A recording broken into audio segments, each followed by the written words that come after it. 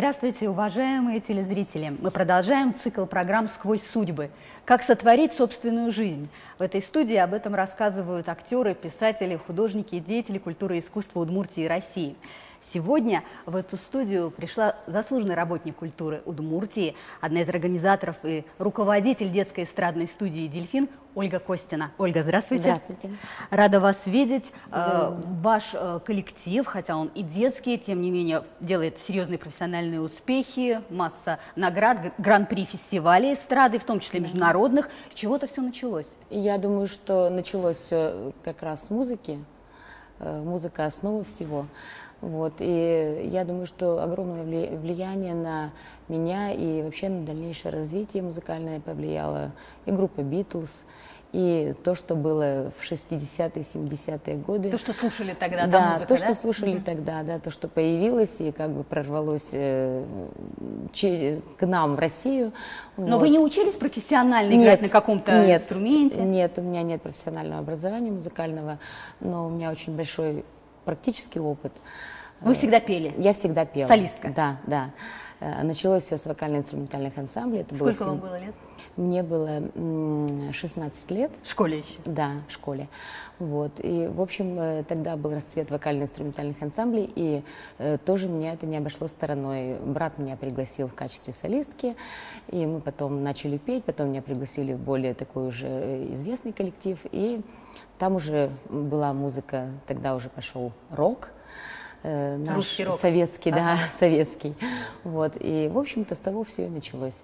А потом так судьба сложилась, что нужно было чем-то зарабатывать в 90-е годы. И, в общем, я оказалась, помимо того, что у меня было хобби, но я увлекалась многими направлениями в музыке. И народные, и романс, и вот рок-музыка. И потом вот пришла все-таки к поп-музыке, то, что приносило в то время доход. А потом уже вот встреча с Константином. Константин Костин, в пору вашей встречи тоже самодеятельный музыкант и композитор, да? Это такой поворот судьбы был? Я думаю, что, наверное, да. В общем, это не могло было быть все случайно. И я думаю, что не случайно нас так судьба свела. И потом получилось так, что мы увлеклись песнями детскими.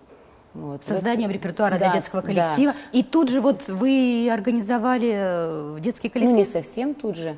Мы сначала изучили эту тему, потому что это было неизвестно. И вообще ниша это была свободна совершенно. Тогда, если сейчас уже много детских коллективов, тогда не было практически, единицы. Только-только зарождалось. Это было в зачатке, так сказать. Детское творчество, детская поп-музыка. Вот. И, в общем-то, мы стали изучать эту тему. И поскольку Константин писал песни, но он писал песни для взрослых людей, и рок-композиции у него были, и современные такие эстрадные. Мы увлеклись вот детским именно таким направлением, потому что в тот момент понадобилось ребенку моему выступить в школе.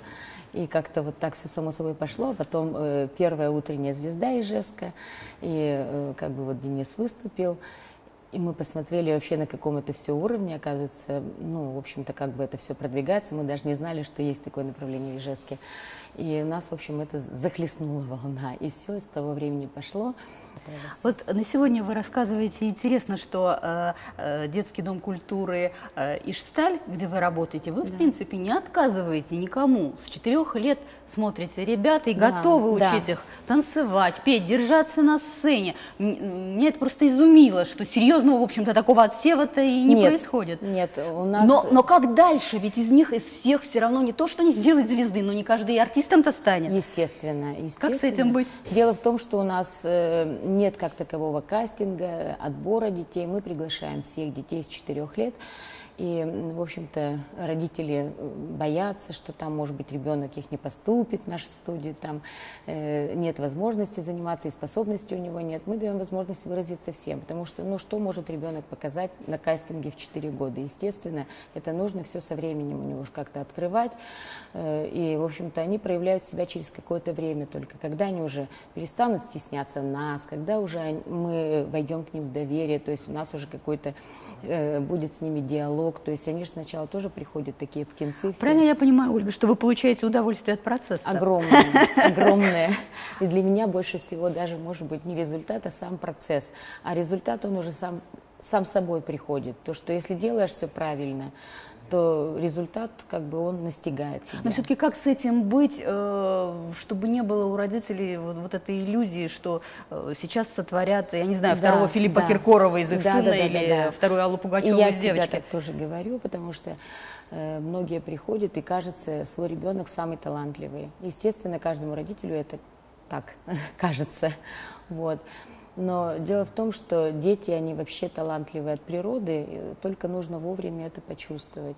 И вот самое главное, что найти в ребенке, ну не знаю, какую-то изюминку, вот то, что он может делать, и определить. И мы всегда родителям советуем, чтобы они присматривались к ребенку. Может быть, это только желание родителей, чтобы он пел.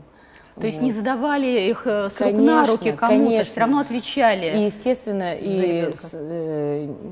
все в спорте, там, увлекаются спортом, не каждый станет олимпийским чемпионом. Конечно. И здесь тоже не каждый станет большим великим артистом. Но дело в том, что ребята увлечены, им это интересно, и я уверена на 100%, что, занимаясь в таких студиях, дети вырастут хорошими людьми прежде всего. И для нас это самое главное. Мне тоже кажется, что если все правильно устроено, то вот этот вот творческий подход основа всего. Но другое дело, да, чтобы человек и разочарований горьких не испытывал. То есть, опять же, чтобы не было иллюзий каких-то. Да.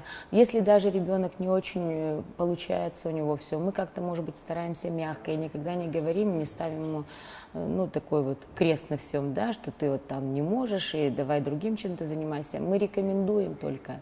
Рекомендуем, а там уже делают сами выводы. И если чувствуют родители, что, может быть, действительно чем-то нужно другим заняться, рисованием, там, спорт куда-то ребенка, то родители правильно. Значит, у нас с ними контакт. И мы стараемся найти прежде всего с родителями контакт. Зачем вам здесь свой фестиваль «Зажигаем звезды»? Что это вообще такое? И какие особенности его в этот раз, в этом году? Уже 4-й, по-моему, будет? Да, у нас 4-й фестиваль. Во-первых, для чего мы сделали его? Для того, чтобы, ну, открывать новые таланты. Все фестивали для этого существуют.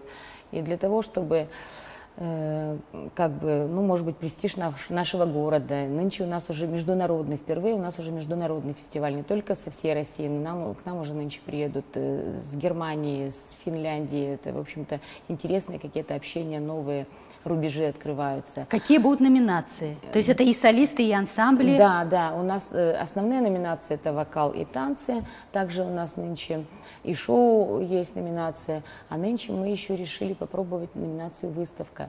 Вот, то есть это и декоративно-прикладное искусство, и живопись. И там, по-моему, будут ребята с ограниченными возможностями. И для них есть шанс участвовать, да? Да, немножко мы тут как бы вот социальную тоже так. Роль взяли на себя. Да, и поэтому я думаю, что будет очень интересно. Ольга, так вот, какие вообще настроения? Этот фестиваль, дело хлопотное, непростое. Да. Возможно, будет и 5-й, и 6-й. Продолжать вы намерены? Да, конечно. И, думаю, 10-й, 15-й, юбилейные, все впереди. Неужели вам своей основной деятельности не хватает? Вот опять же, все идут эти конкурсы, весна такое горячее время, детское Евровидение, как всегда, отбирает. Да, весна — это у нас мясорубка всегда. Потому что тут мы вот в Финляндию только что съездили в майские праздники. Выступали, да? Да, мы уже 2-й год вот ездим подряд. Прошлый год мы ездили 57 человек, делегация у нас была, мы привезли гран-при и были награждены путевками бесплатными. И нынче вот мы повезли новичков. Немножко, конечно, побаивались того, что, может быть, новички дрогнут, и у них, потому что нет опыта сценического, но все выступили очень удачно, потому что мы все-таки отобрали самых достойных у нас, потому что предварительно вот был фестиваль свой внутренний, «Фабрика звездочек», на котором мы вот премировали бесплатными путевками наших детей, самых достойных в студии. И вот мы нынче поехали, тоже привезли хорошие результаты. А как назывался этот в Финляндии? «Браво, Турку». Это в городе Турку. Мы уже международный фестиваль детской эстрады. Да, там было 5 стран, по-моему, нынче у нас. И, в общем-то, как бы дети, конечно, дружат все, там, знакомятся, потом по интернету общаются, в общем-то, конечно. Ну да, другой мир сейчас Да, более компактный да. и глобальный, с другой стороны. Да. Общение, возможностей В больше. общем, конечно, нам нравится этим всем заниматься, и фестиваль, он не только как бы свои какие-то амбиции, это просто прежде всего хочется и показать город, потому что вот после, ну, такой резонанс после фестиваля, всем нравится наш город, удивительный. Когда вы провели вот первое Да, «Зажигаем когда- звезды», да, выяснилось, что Ижевск вполне да, себе все столичный просто город. были влюблены, потому что как-то и так совпало, что у нас погода как раз в этот период, Это у нас начало в начале июня. июня, да, так всегда совпадает, что погода хорошая, солнечная. И, в общем, у нас все влюбились просто в Ижевск. И едут очень многие, которые уже участвовали. Да, даже есть те, которые уже в 4-й раз нынче приедут. Ольга, мы с вами обходим вниманием и, наверное, не будем сейчас о трудностях, о ежедневной работе. Мне просто хочется на финал спросить, вот как вы относитесь к этому понятию «судьба»? Вы считаете, что это исключительно ваши достижения или все-таки высшие силы помогают? Ну, знаете, когда человек занимается любимым делом, я думаю, что помогают. Высшие силы, конечно, помогают, и судьба, я не сетую на свою судьбу. Я думаю, что у меня в жизни все сложилось, все, чего хотели, и вообще, чего мы хотим, какие цели как бы перед собой ставим, мы всего добиваемся, потому что мы никогда не оглядываемся назад и не думаем, что там будет, мы просто делаем. Вот. А судьба, она, ну, судьбу каждый творит свою сам. Просто нужно заниматься тем, что нравится, что приносит какой-то результат и какое-то моральное удовлетворение. Я думаю, что это самое главное. Спасибо большое за эту беседу. Успехов вашим проектам, выступлениям на фестивалях, организации, собственно, своего фестиваля «Зажигаем звезды». Спасибо вам огромное. Мы были в этой студии с Ольгой Костиной, руководителем детской эстрадной студии «Дельфин» города Ижевска. Пусть судьба будет и к вам добра. Мы встретимся вновь на телеканале «Моя Удмуртия».